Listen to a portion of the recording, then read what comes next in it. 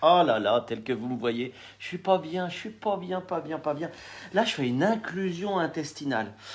Ah, vous pouvez pas imaginer comme c'est dur. Les médecins connaissent pas encore, mais ils vont y venir. L'inclusion intestinale, c'est un blocage de la digestion, notamment lié à un trop-plein d'idiotie woke entendu ou lu. Et comme je me targue d'être un professionnel de la logique médiatique, eh ben, je suis servi. Du coup, ce matin, j'ai plus la force. J'ai mal partout, je vous le dis.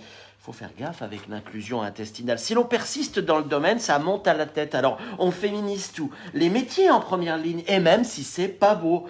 On devient autrice. Claire Gesse, c'est le féminin de Claire. Marine pêcheuse ou tavernière. Si, c'est pour de vrai. Allez vous promener du côté de Wikipédia, vous verrez.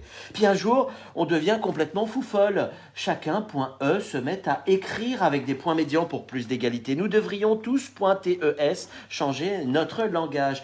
Tiens, le pire, c'est que certains voudraient même qu'on parle en neutre. Nous devrions donc tous parler en neutre.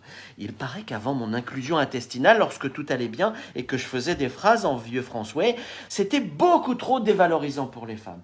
Elles étaient même défavorisées, disait-on. Aragon, Marivaux, Mauriac, Flaubert, Hugo, Hugo que j'aime, et Montesquieu devraient donc tous être réécrits. Ils s'en retournent tous les jours dans leur tombe. Le seul à s'en sortir, ça doit être Chateaubriand, puisque la légende dit qu'il a été enterré debout à Saint-Malo. Quoique l'entorse pourrait le guetter, du coup. Et pour ceux qui, comme moi, se rêvent d'un temps d'avant où parler un français ne choquait personne, mais qui n'ouvraient jamais que des BD quand ils étaient jeunes, le coup est rude. C'est d'ailleurs sans doute ce qui m'a fait dérailler.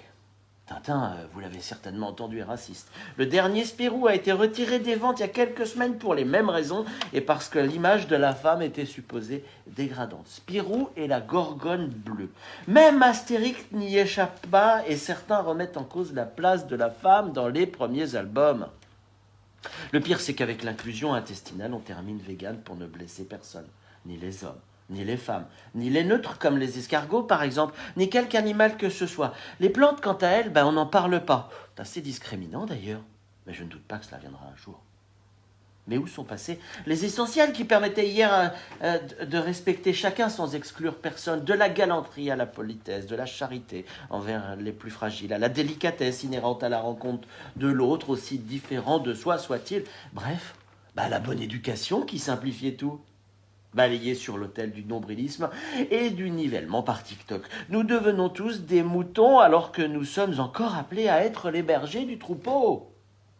Vous voulez que je vous dise, avec l'inclusion intestinale, méfiez-vous. Si ça pique de partout, et si en même temps vous avez les oreilles qui saignent, si pour conclure vous perdez patience pour un rien en lisant la presse, c'est que vous êtes atteint. Consultez vite alors un dictionnaire papier, mais alors attention, un dictionnaire papier des années 90.